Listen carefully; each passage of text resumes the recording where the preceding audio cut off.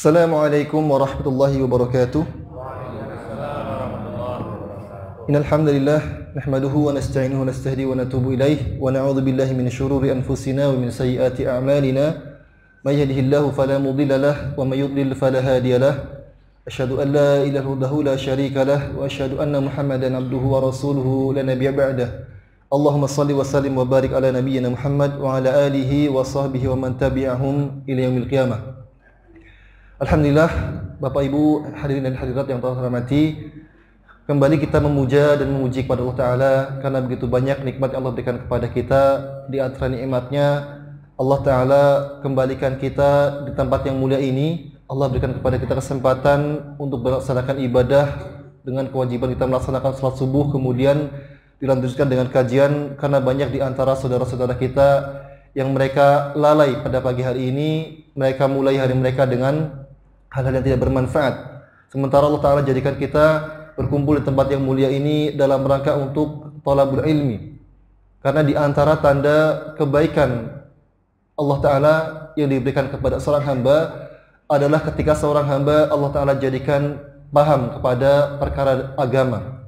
Sebagaimana dalam sebuah hadis Nabi kita mengatakan, man yuridillahu bi khairan yufaqihu fid din. Barang siapa yang Allah kehendaki baginya kebaikan, maka Allah Ta'ala akan jadikan kepadanya paham tentang masalah agama.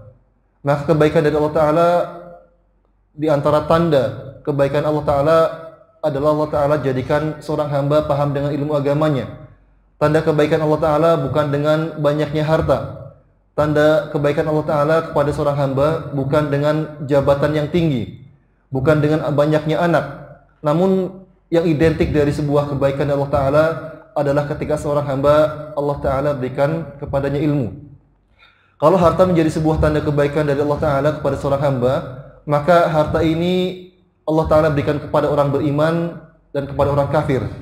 Bahkan mungkin yang Allah berikan kepada orang kafir lebih banyak daripada yang diberikan kepada seorang muslim. Karena kalau kita lihat indeks orang-orang terkaya di dunia ini, yang paling banyak adalah orang-orang kafir. Kalau kita lihat dari antara 10 besar orang terkaya di dunia, yang muslim mungkin cuma bisa kita hitung dengan jari kita, sangat sedikit sekali. Tapi kalau kita lihat orang-orang kafir, maka mereka sangat banyak sekali. Maka yang identik dengan kebaikan hamba yang Allah berikan kepadanya adalah dengan ilmu, bukan dengan hartanya. Taib, salawat dan salam tidak lupa kita curahkan kepada junjungan kita Nabi Muhammad sallallahu alaihi wasallam, kepada keluarga beliau, sahabat-sahabat beliau, serta orang-orang yang mengikuti beliau sampai hari kiamat. Dan semoga Allah Ta'ala mencatat kita menjadi hamba-hamba yang telah mendapatkan syafaat beliau. Jamaah yang terhormati, kita lanjutkan kembali pembahasan kita mengenai sholat Jumat. Ya, dan pada pertemuan yang lalu, pada bulan lalu, kita sudah membahas beberapa hal terkait dengan sholat Jumat ini. Dari keutamaan hari Jumat, kemudian dari orang-orang yang wajib melaksanakan sholat Jumat, tentang tata cara Jumat dan khutbah Jumat. Kemarin sudah kita jelaskan bahwasanya di antara keutamaan Jumat ini, bahwasanya Allah Ta'ala jadikan Jumat ini adalah sebagai hari di mana seluruh makhluk hidup selain jin dan manusia, mereka semuanya merasa ketakutan karena hari Jumat ini akan terjadi hari kiamat. Dan kita sebutkan kemarin bahwasanya Allah Ta'ala menciptakan Nabi Adam, memasukkannya ke dalam surga, mengeluarkan dari surga. Allah Ta'ala jadikan Nabi Adam bertaubat. Ini juga pada hari Jumat. Baik, insya Allah pada kesempatan kali ini akan kita lanjutkan ke pembahasan selanjutnya mengenai hal-hal, karena kemarin sudah kita bahas mengenai khutbah Jumat, maka kita akan membahas sedikit tentang hal-hal yang diharamkan saat khutbah Jumat. Halaman ke-10, slide ke-10. Ya. Baik. Yang pertama yang diharamkan ketika khutbah Jumat, yang pertama adalah diharamkan untuk berbicara. Sebagaimana hadis dari Ibnu Abbas, Nabi kita bersabda, "Man takallama yaumal jumu'ah wal imam yakhtub, fahuwa kamatsalil himar yahmilu asfara." Permisalan orang yang berbicara saat imam sedang khutbah, saat khatib sedang khutbah Jumat, maka permisalannya adalah seperti seekor keledai yang membawa kitab. Walladzi yaqulu lahu ansit laisa lahu jum'ah. Dan barang siapa yang mengatakan kepada saudaranya diamlah, maka tidak ada Jumat baginya, atau la kamala al-jum'ata lahu. Sebagaimana kata para ulama, Jumatnya tidak sempurna. Padahal Jumat ini memiliki keistimewaan yang sangat banyak sekali. Di antara keistimewaannya, kita disebutkan kemarin dalam sebuah hadis bahwasanya Nabi kita mengatakan bahwasanya barang siapa yang mendatangi sholat Jumat, barang siapa yang berangkat awal, dia mandi, kemudian berangkat awal, kemudian dia sholat sebanyak yang ia inginkan. Ketika datang jam 11, kemudian dia melaksanakan sholat sebanyak-banyaknya, kemudian dia mendengarkan imam berkhutbah dan melaksanakan sholat Jumat, maka Nabi kita mengatakan orang ini mendapatkan pahala yang sangat besar. Di antara pahalanya adalah Allah jadikan pahalanya orang ini diampuni dosa-dosanya sampai hari Jumat berikutnya. Bahkan Allah masih menambahkan dengan 3 hari, yang artinya orang ini diampuni dosa-dosanya selama 10 hari ke depan. Ini bagi orang yang melaksanakan sholat Jumat. Maka orang yang dia tidak memperhatikan sholat Jumat, dia berbicara, atau dia mungkin tidak berbicara dengan temannya, tidak berbicara dengan sebelahnya, namun dia chatting. Ya, karena banyak sekarang saya sering melihat ya ada orang-orang yang tersibukkan dirinya dengan chatting, buka WhatsApp, buka Instagram, ya update status di Instagram, ya. Kemudian difoto, ditulis apa yang disampaikan ustadznya. Maka yang seperti ini, atau dia chatting dengan temannya yang seperti ini menjadikan pahala Jumatnya tidak didapatkan. Jumatnya menjadi hal yang sia-sia. Karena Nabi mengatakan bahwasanya orang yang dia masa al-hasa. Nabi kita mengatakan bahwasanya barang siapa yang dia menyentuh-nyentuh, mengulik-ulik pasir, ya maka faqad laghaw. Nabi kita mengatakan sungguh dia telah sia-sia Jumatnya. Maka bagaimana dengan orang yang asik ngobrol dengan temannya, asik chatting? Maka yang seperti ini menjadikan Jumatnya menjadi hal yang sia-sia.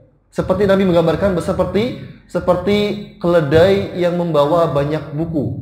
Dia tidak bisa membawa kebaikan yang sangat banyak, padahal buku ini, ya, para ulama kita mengatakan bahwasanya tadi kita sampaikan bahwasanya di mukadimah tadi bahwasanya kebaikan itu identik dengan ilmu. Maka di antara tafsiran para ulama mengenai doa yang sering kita ucapkan, Rabbana atina fid dunya hasanah wa fil akhirati hasanah, adalah hasanah fid dunya. Menurut tafsir para ulama, di antaranya Ibnu Katsir mengatakan bahwasanya yang dimaksud dengan hasanah fid dunya adalah ilmu di dunia. Karena dengan ilmu ini yang menjadikan seseorang selamat dari neraka. Dengan ilmu ini yang membawa seseorang masuk ke dalam surga. Maka hasanah di sini bukan dengan kita ketika Allah mengatakan berdoa Rabbana atina fid dunya hasanah, bukan dengan harta yang banyak, bukan dengan anak yang banyak, bukan dengan jabatan yang tinggi, bukan. Namun yang dimaksud dengan hasanah di sini ditafsirkan oleh para ulama, yang dimaksudkan dengan hasanah di sini adalah ilmu. Maka dan kita sering menyampaikan bahwasanya ketika khutbah yang disampaikan oleh para khatib adalah ilmu-ilmu. Makanya Nabi kita mengatakan bahwasanya orang yang dia berbicara saat imam sedang khutbah, maka dia permisalannya seperti keledai yang membawa buku. Dia terbebani dengan banyak hal. Orang yang sholat Jumat, dia sudah meninggalkan banyak hal. Sholat Jumat minimal dengan sholatnya sekitar 20 sampai 30 menit.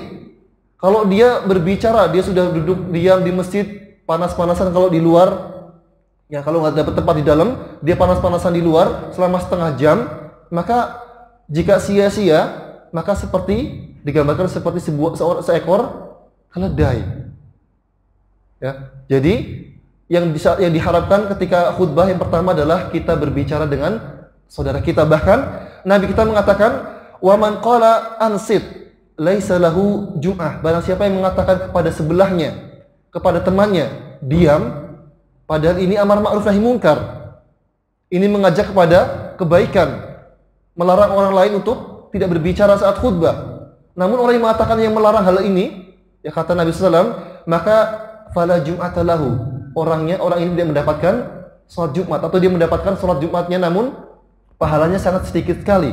Ini orang yang mengajak kepada kebaikan. Lantas bagaimana orang yang dia asik ngobrol dengan sebelahnya, atau dia asik chatting dengan temannya?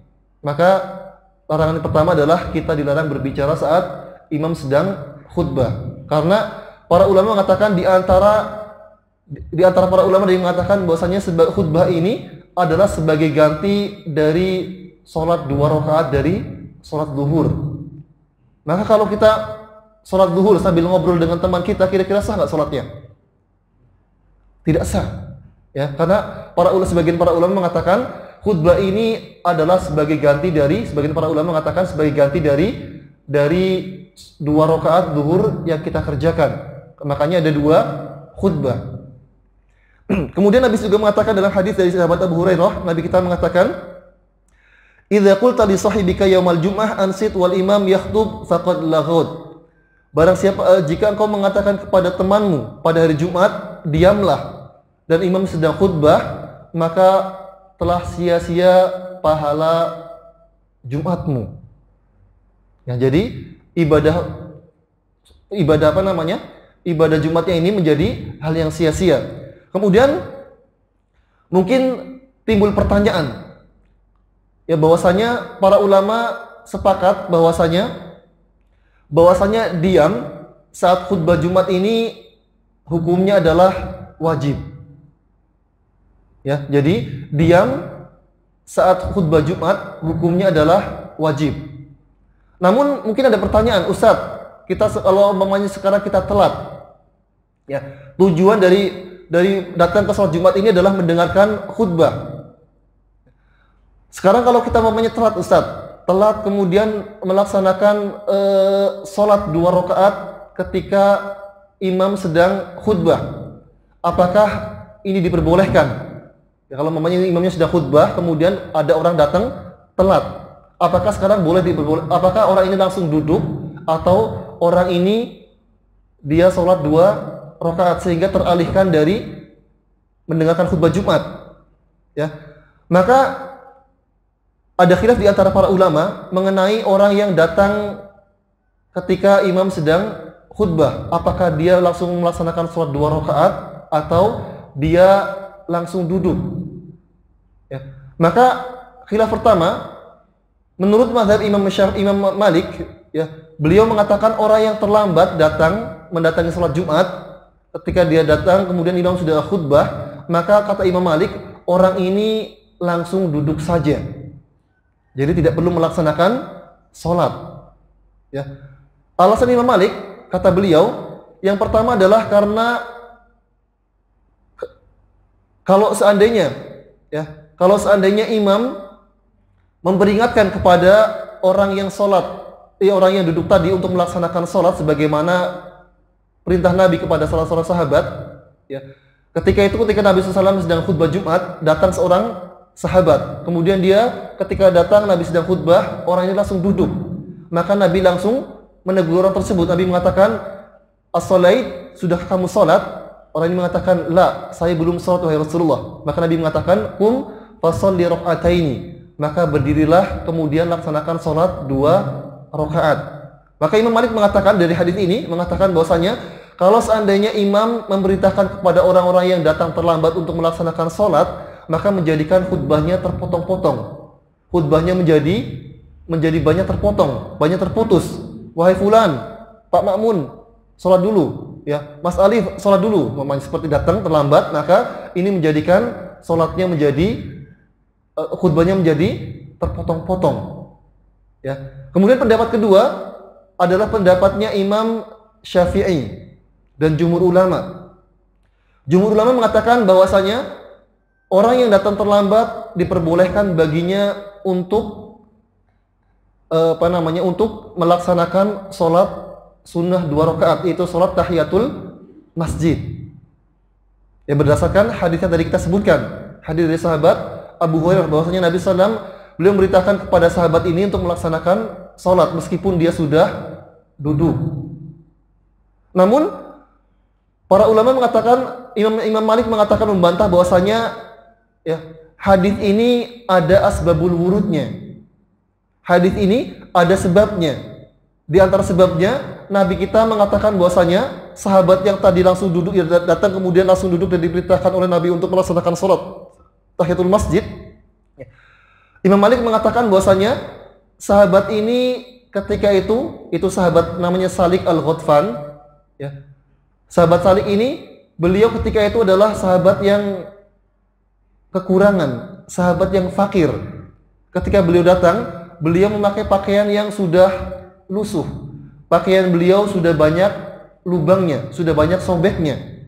Maka Nabi SAW memerintahkan kepada sahabat Salik agar para sahabat yang lainnya ketika sahabat Salik berdiri, kemudian dia melaksanakan sholat, kemudian para sahabat melihat ternyata pakaian Salik sudah banyak yang robek. Orang ini perlu untuk diberikan sedekah. Sehingga kemudian Nabi memerintahkan kepada Salik untuk berdiri melaksanakan sholat agar para sahabat melihat dan bersedekah kepadanya. Dan ketika selesai khutbah Jumat, ya selesai sholat Jumat, para sahabat kemudian ada 3 orang yang memberikan pakaiannya kepada sahabat Salik. Maka Imam Malik mengatakan seperti ini. Imam Malik mengatakan tidak wajib melaksanakan sholat, tidak usah melaksanakan sholat ketika imam sedang khutbah, karena perintah Nabi ini ada asbabul wurudnya, ada sebabnya. Sebabnya adalah karena sahabat yang berdiri sholat tadi adalah sahabat yang miskin, pakaiannya sudah compang-camping. Kemudian Nabi ingin agar para sahabat bersedekah. Nabi tidak ingin melukai hati sahabat Salik. Ya, karena dahulu para sahabat ketika mereka kekurangan, mereka tidak meminta-minta. Para sahabat dahulu mereka memiliki zuhud yang tinggi. Mereka membutuhkan, mereka tidak meminta-minta. Bahkan ketika mereka membutuhkan, mereka tetap bersedekah kepada orang lain. Karena diriwayatkan bahwasanya sahabat Salik, ketika beliau diberikan pakaian oleh sebagian sahabat, ya, beliau mendapatkan 6 buah pakaian. Ya, karena ada 3 sahabat tadi masing-masing memberikan 2 pakaian. Maka sahabat Salik kemudian meskipun beliau membutuhkan ketika itu, ternyata beliau menyedekahkan sebagian yang beliau dapatkan. Meskipun beliau merasa membutuhkan, namun beliau menyedekahkan sebagian yang beliau dapatkan. Ya, ini contoh para sahabat. Mereka tidak tamak dengan dunia. Meskipun mereka memiliki dunia, ya makanya kita saksikan, kita dengar dalam kisah-kisah bagaimana para sahabat dahulu yang mereka bersedekah. Maka di antara para sahabat ketika Nabi datang untuk memanggil untuk berjihad, ada di antara para sahabat yang membawa 1 genggam kurma, ada yang membawa 1 tangkup kurma. Ya. Ketika ditanya apa yang kalian tinggalkan untuk keluarga kalian, ya, kami tidak meninggalkan apa-apa untuk keluarga kami wahai Rasulullah. Jadi ini para sahabat dahulu, ya mereka sangat bersegera dalam masalah kebaikan. Baik.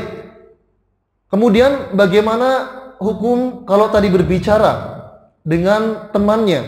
Hukumnya adalah haram, tidak boleh menjadikan Jumatnya menjadi sia-sia. Lantas sekarang bagaimana hukumnya jika diajak berbicara oleh imam atau bertanya kepada imam? Ya, jadi imamnya mengatakan, wahai fulan, Mas Alif, sudah sholat atau belum? Mas Alif mengatakan belum. Kalau begitu, sholat. Nah sekarang, apakah ketika imam bertanya kepada kita, kepada jamaah, apakah ketika khutbah Jumat, apakah ini diperbolehkan kita untuk menjawab pertanyaan imam ini?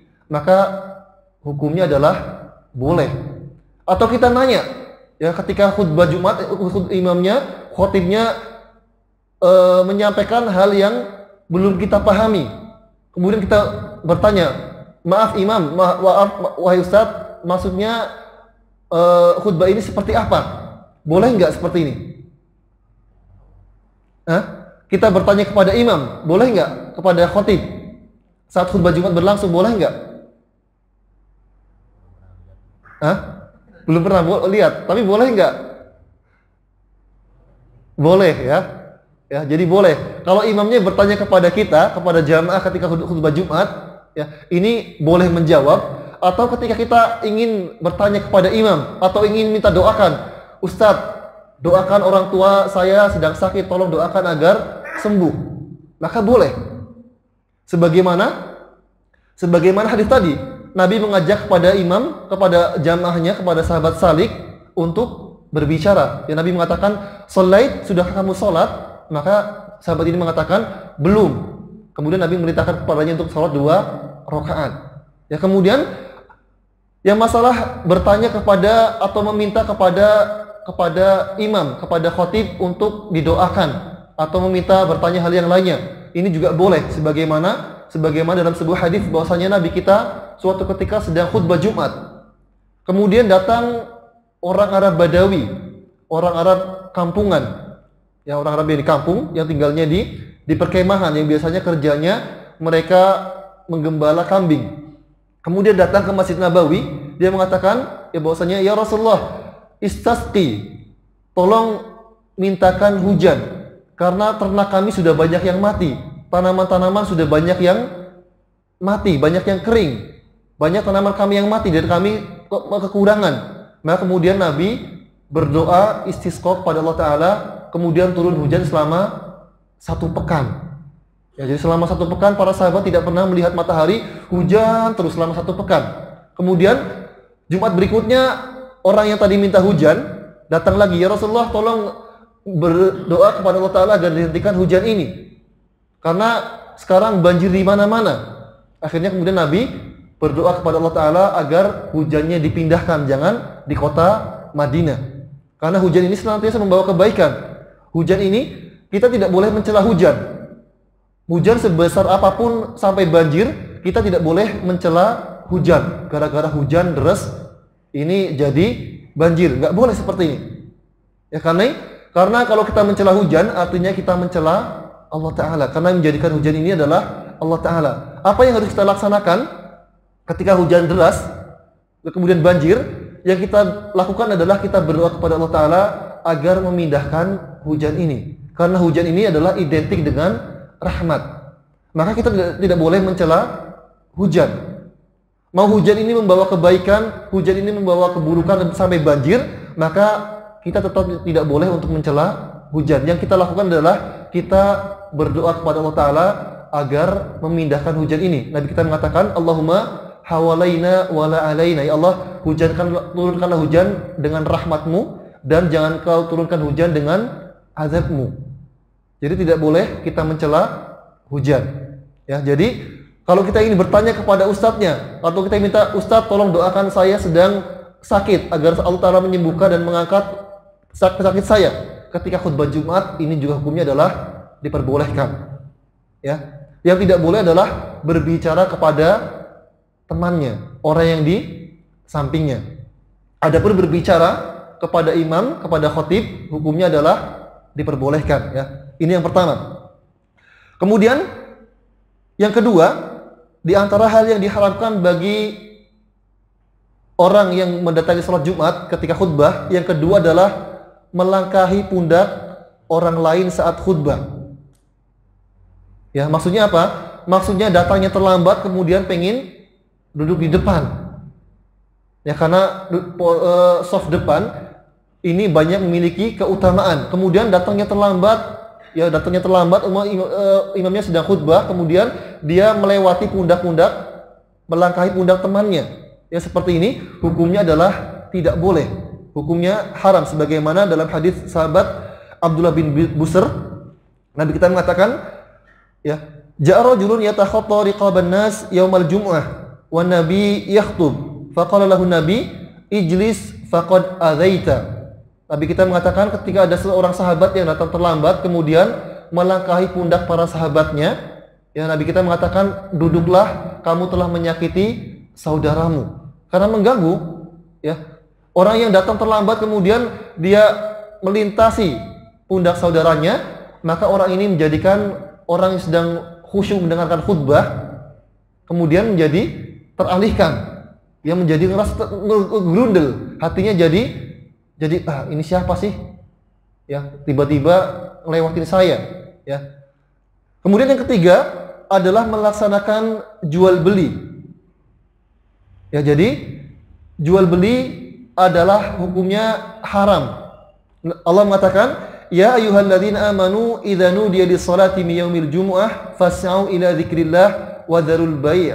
Wahai orang-orang yang beriman, jika dipanggil untuk melaksanakan salat Jumat, Ya, fas'au ila dzikrillah, maka bersegeralah untuk mendatangi zikir kepada Allah Ta'ala. Wa dzarul bai', dan tinggalkanlah jual beli. Dzalikum khairul lakum in kuntum ta'lamun. Yang demikian lebih baik jika kalian mengetahuinya. Ya. Jadi ketika dan hukum ini, haramnya jual beli ini terkhusus bagi orang-orang yang wajib melaksanakan sholat Jumat. Adapun orang yang tidak wajib melaksanakan sholat Jumat, seperti wanita, anak kecil, ya. Kalau orang gila kan nggak mungkin sholat Jumat dan tidak mungkin jual beli, maka orang gila juga nggak kena, ya. Kemudian budak, jadi 4 orang, atau musafir, jadi 5 orang ini, ya, musafir, kemudian budak, orang gila, wanita, anak kecil, jika mereka melaksanakan jual beli pada saat waktu khutbah Jumat ini, maka mereka tidak terkena larangan ini. Jadi kalau umpamanya ada musafir, kita pergi safar, pergi ke Semarang, ya, kemudian kita mampir di rest area. Di rest area ini ada sholat Jumat, ya, kemudian yang jaga Indomaretnya, kalau yang jaga Indomaretnya adalah perempuan, maka jual belinya sah.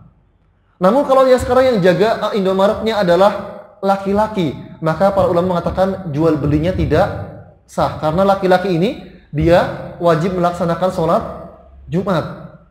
Ya, jadi kalau kita sedang dalam kondisi safar, cari yang pedagangnya perempuan agar jual belinya sah. Ya. Jadi kalau pedagangnya adalah laki-laki, karena laki-laki ini dia wajib untuk melaksanakan sholat Jumat, maka jika terjadi transaksi jual beli dengan laki-laki, maka para ulama mengatakan jual belinya tidak sah. Ya. Nah, adapun kalau sesama wanita atau wanita anak kecil, kita jual belinya dengan anak kecil, yang jaga warung adalah anak kecil, maka ini juga hukumnya sah. Atau yang jaga seorang wanita, maka ini juga sah. Jadi kalau jual belinya dengan sesama orang dewasa, bukan musafir, maka ini jual belinya hukumnya adalah haram, tidak sah. Baik, kemudian ini hal-hal yang berkaitan dengan hal-hal yang diharamkan ketika khutbah Jumat, ya. Kemudian kita lanjutkan mengenai sholat Jumatnya. Kadar minimal mendapatkan sholat Jumat.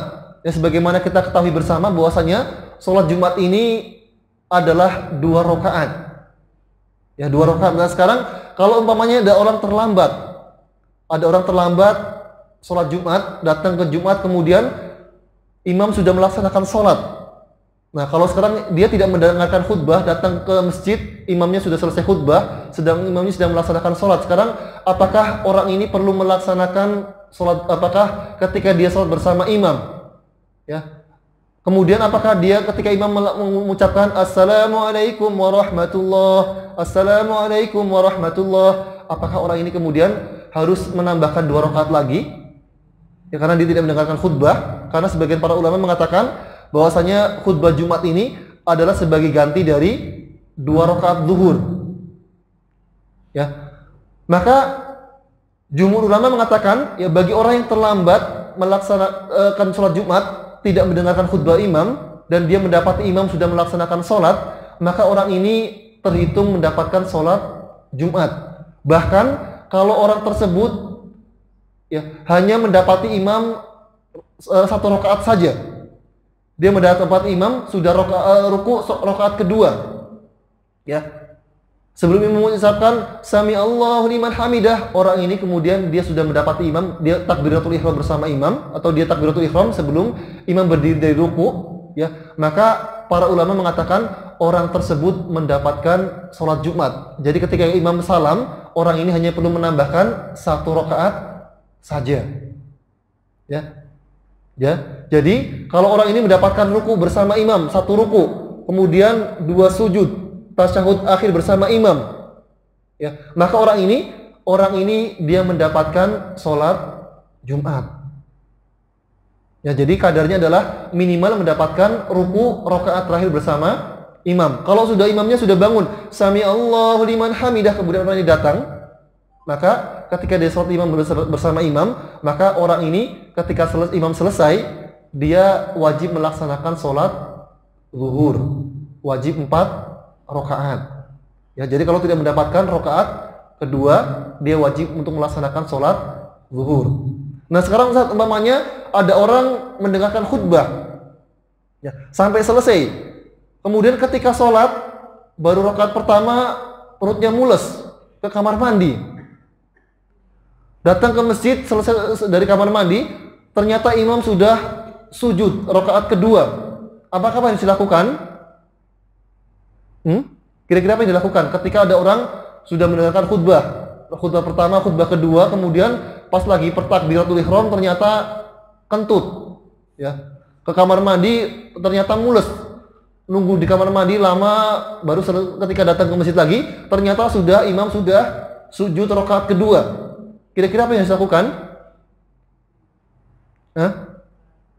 Sholat 4 rakaat.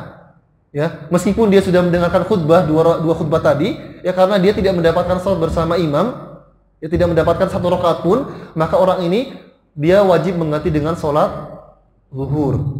Jadi sholatnya menjadi 4 rakaat. Ya, jadi kadar minimal orang dikatakan mendapatkan sholat Jumat adalah ketika orang ini mendapatkan ruku terakhir bersama imam. Ya, baik, kita lanjutkan mengenai sholat sunnah setelah Jumat. Ya, sholat sunnah setelah Jumat. Maka para ulama sepakat bahwasanya untuk qobliyah Jumat ini tidak ada batasannya. Ya, jadi saya ulangi lagi, untuk sholat qobliyah Jumat ini tidak ada batasannya. Boleh berapapun rakaat yang kita kerjakan. Ya, jadi tidak cuma hanya 2 rakaat. Kita datang sekarang waktu Jumat jam berapa? 11.37. Kita datang jam 11:04. Masih ada waktu sekitar 27 menit. Ya. Atau 22 menit. Nah, kemudian kalau kita hanya mencukupkan dengan 1 kali sholat saja, ini rugi. Ya. Jadi kalau kita datang lebih awal ke masjid untuk sholat Jumat, maka usahakan perbanyak melaksanakan sholat sunnah. Jangan hanya mencukupkan dengan 2 rakaat saja. Kalau bisa tambah.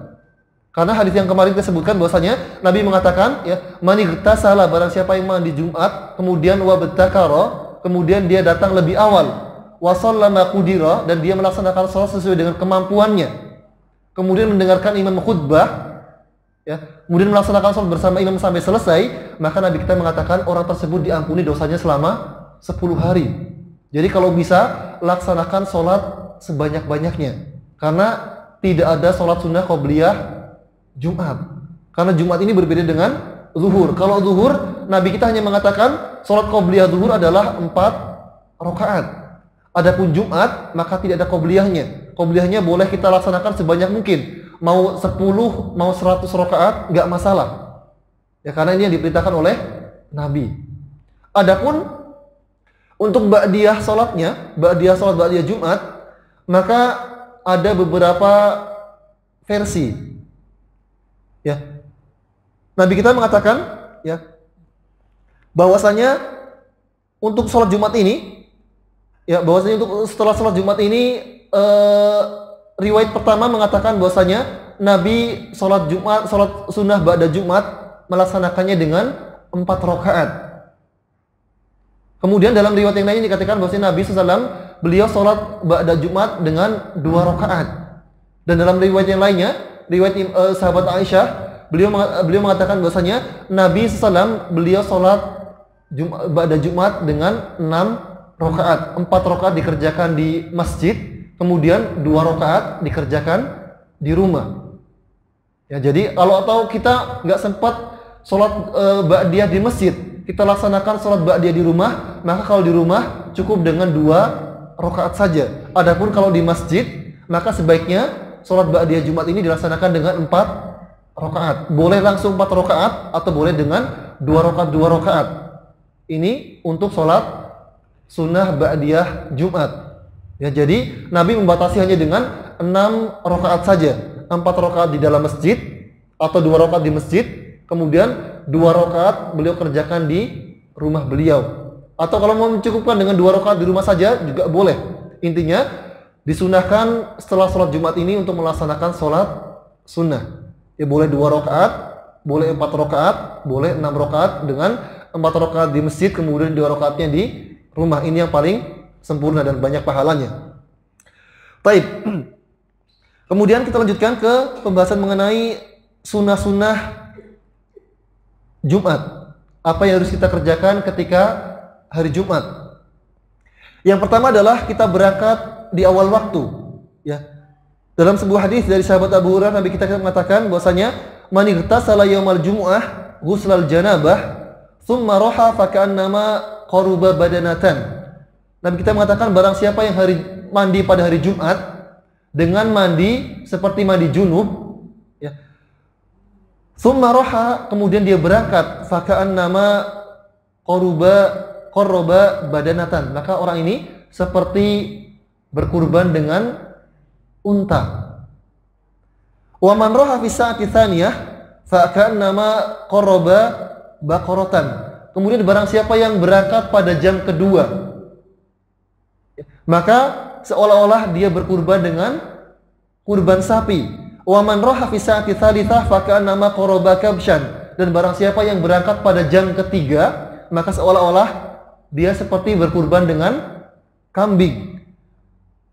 Wa man raha fi sa'ati rabi'ah fa ka'annama qarraba dajajatan. Barang siapa yang berangkat pada jam keempat, maka dia seolah-olah berkurban dengan ayam. Wa man raha fi sa'atil khamisah fa ka'annama qarraba baydatan. Barang siapa yang berangkat pada jam kelima, maka seolah-olah dia berkurban dengan telur ayam. Fa idza kharaja al-imam hadratis al-malaikah yastami'una dzikr. Dan ketika imam sudah datang ke masjid, sudah datang kemudian naik ke mimbar, maka para malaikat sudah menutup catatan amal mereka, atau orang ini tidak mendapatkan keutamaan-keutamaan yang disebutkan tadi. Nah, sekarang yang menjadi pertanyaannya, ya, Nabi kita mengatakan barang siapa yang mandi pada hari Jumat seperti mandi junub. Ya. Nah, sekarang orang yang mandi seperti mandi junub kemudian dia berangkat, Nabi mengatakan man roha fi sa'atil ula, barang siapa yang berangkat pada jam pertama. Nabi membagi-bagi Jumat ini menjadi beberapa jam. Jam pertama, jam kedua, jam ketiga, jam keempat, jam kelima. Kalau sekarang waktu zuhur taruhlah jam 12.37 tadi. Maka jam pertamanya jam berapa, Ustaz? Jam berapa kira-kira? Hah? Terus jam keduanya?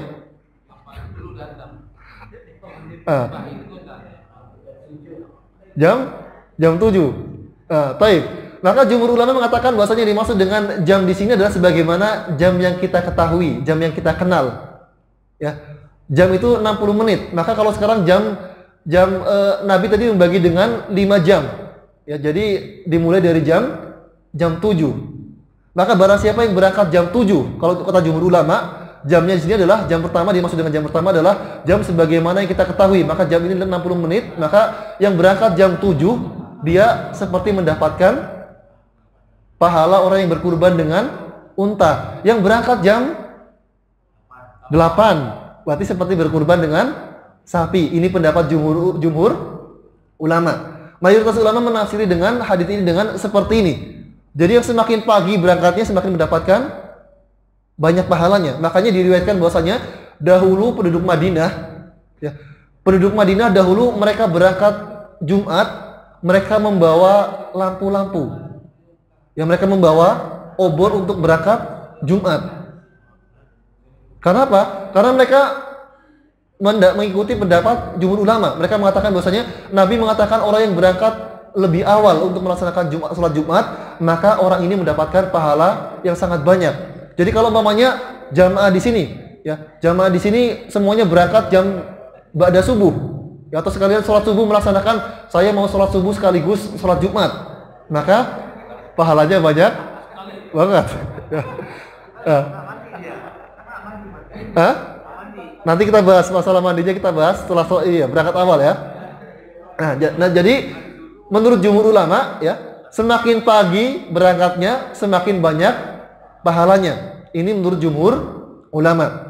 Nah, adapun Imam Malik, pendapat kedua, Imam Malik mengatakan bahwasanya yang dimaksud dengan sa'ah di sini ya, ini bukan sa'ah yang kita kenal, bukan jam yang kita kenal. Namun kata beliau, yang dimaksud di sini adalah Qubail az-zawal. Kata beliau adalah 1 jam sebelum pelaksanaan sholat Jumat. Ya, jadi beliau kemudian, maka kalau sekarang 1 jam ini 60 menit ya, kita bagi-bagi saja menjadi 5. Berarti 60 bagi 5 12 menit. Jadi kalau mamanya sekarang waktu zuhurnya jam 11.37, maka tinggal dibagi sebelumnya 10.37. Maka yang berangkat 10.37 atau setengah 11 ini, maka yang dia berangkat, dia mendapatkan pahala yang sangat banyak sekali. Ya.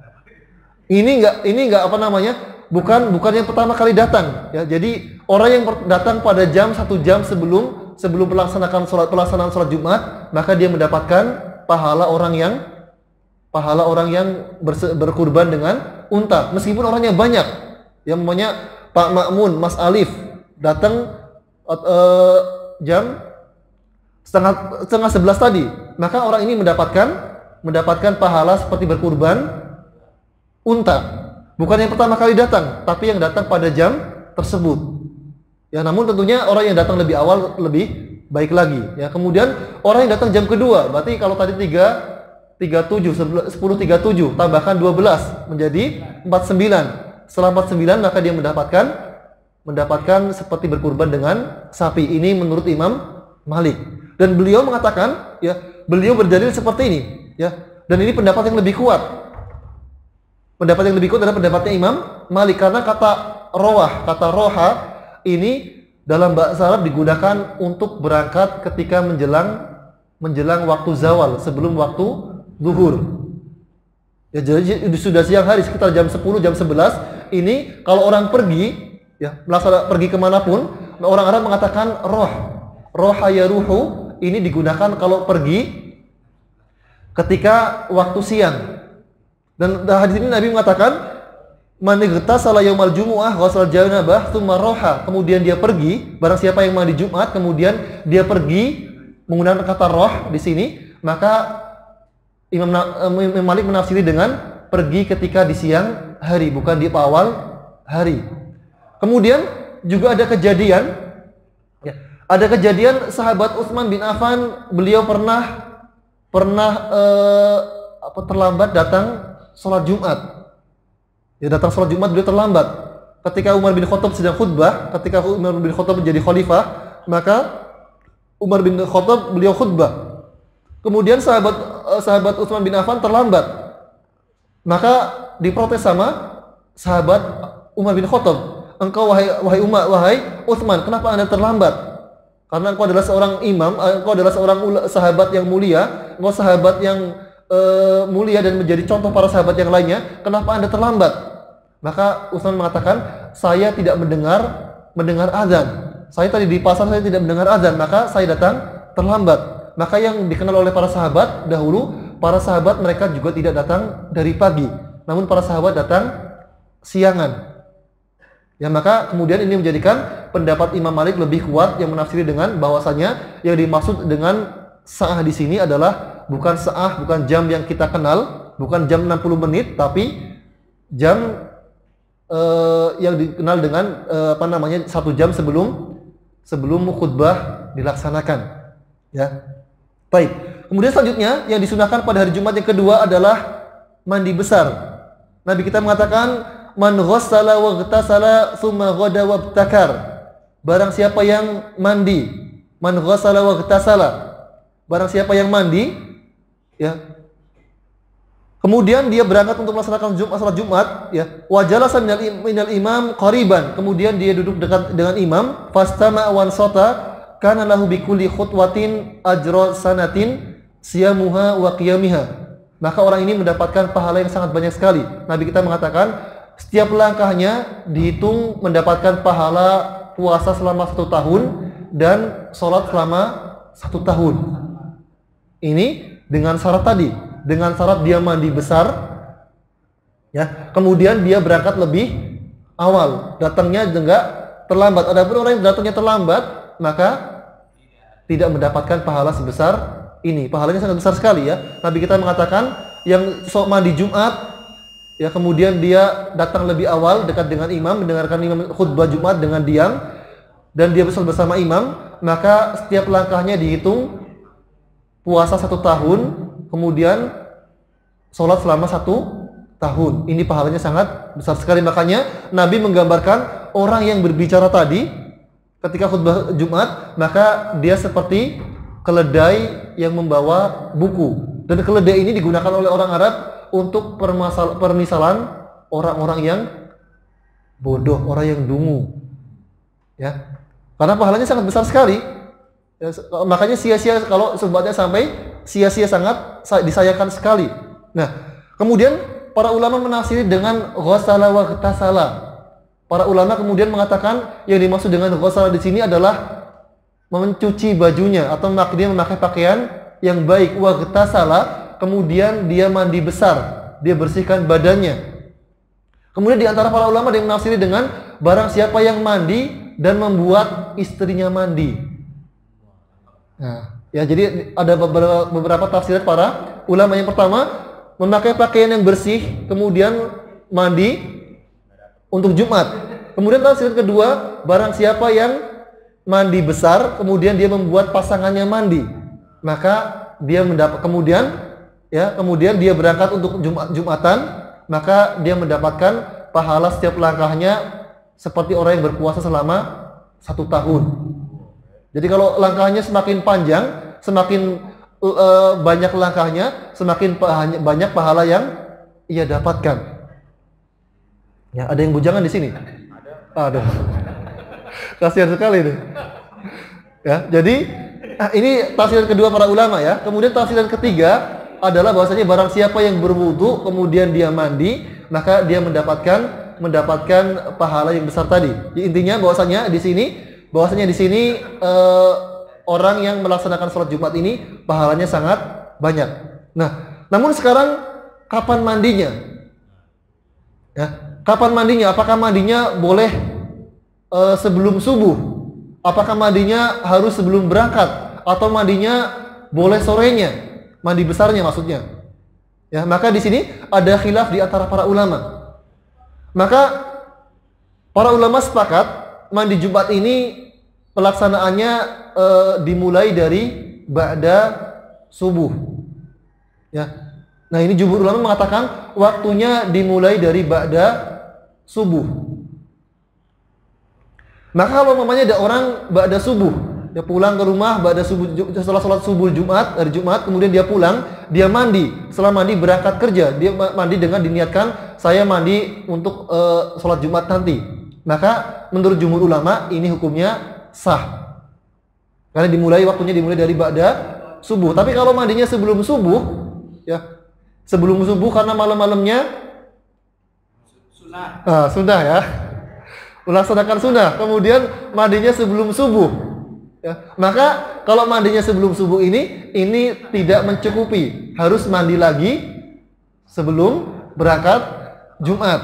Ini kalau mandinya sebelum subuh. Tapi kalau mandinya setelah subuh, maksudnya di sini sebelum subuh sini adalah sebelum azan subuh. Tapi kalau mandinya sekarang setelah azan subuh, sudah masuk waktu subuh, ya, setelah Allahu Akbar, ada azan sholat subuh, maka kalau kemudian mandi, diniatkan dengan mandi sekaligus mandi junub, sekaligus mandi Jumat, maka ini sudah mencukupi.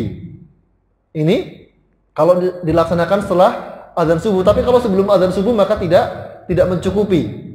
Ya. Kemudian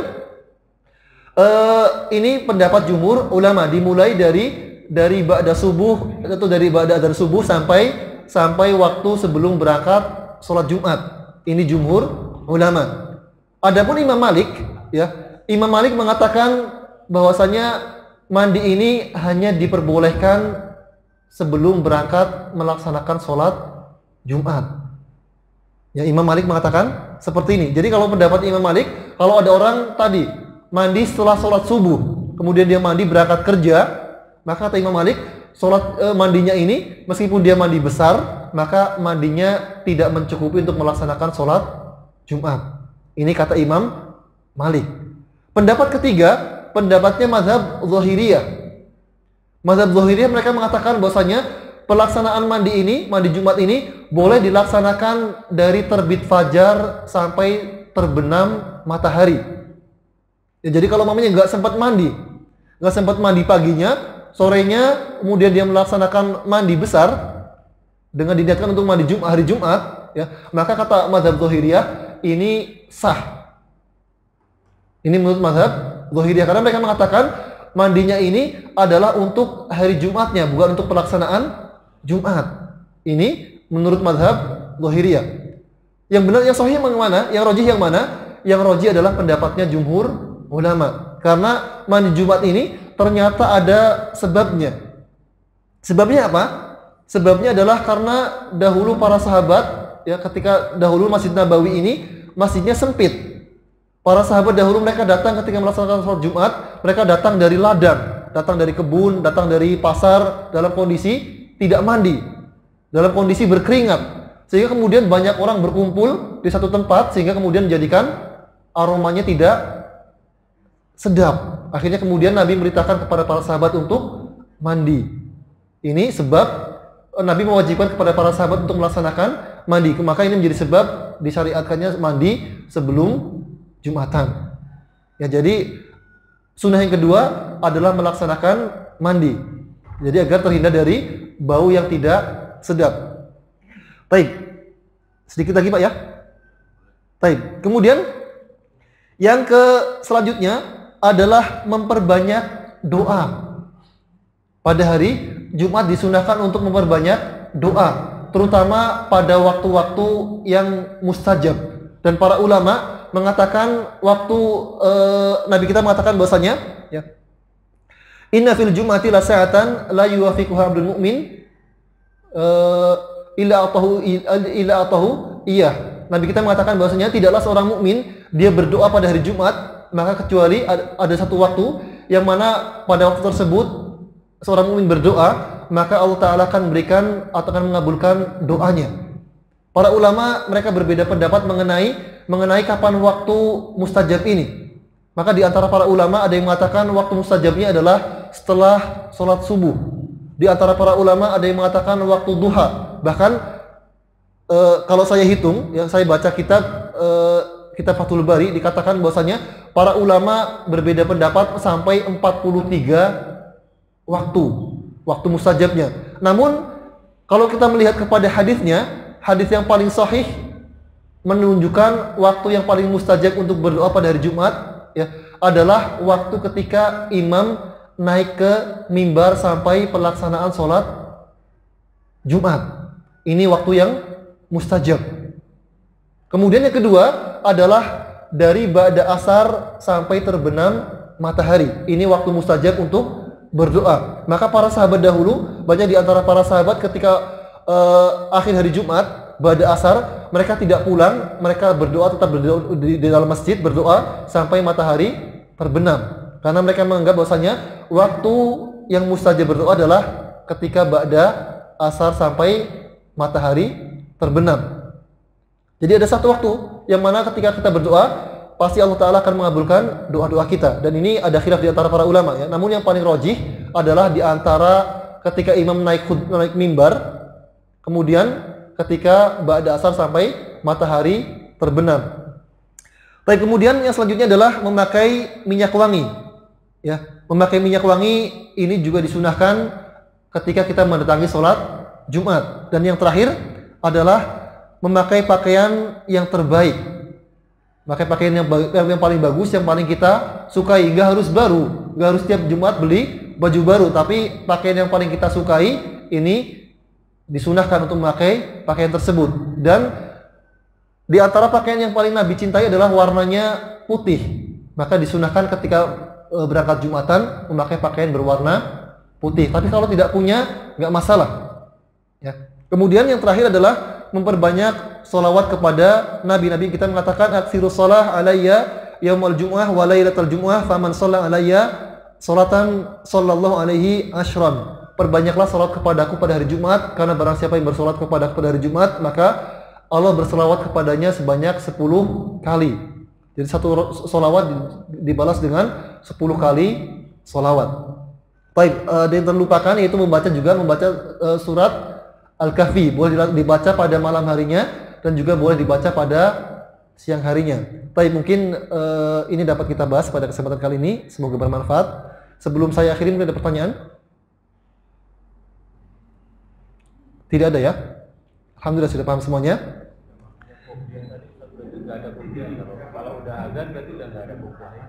Kalau sudah azan tidak ada qobliyah lagi. Ya, jadi kalau sudah azan sudah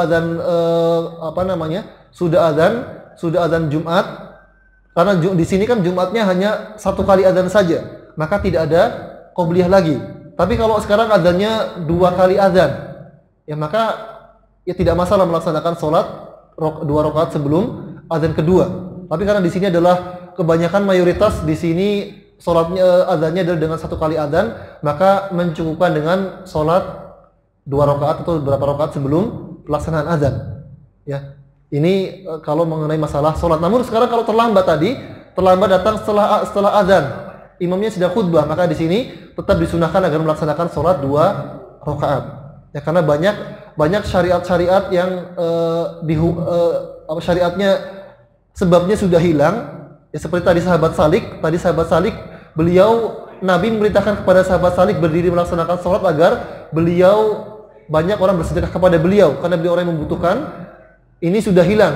Namun di sini banyak syariat-syariat yang syariatnya sudah hilang, namun hukumnya tetap berjalan. Maka orang yang datang terlambat tetap melaksanakan sholat sunnah qobliyah Jumat atau sholat sunnah tahiyatul masjid.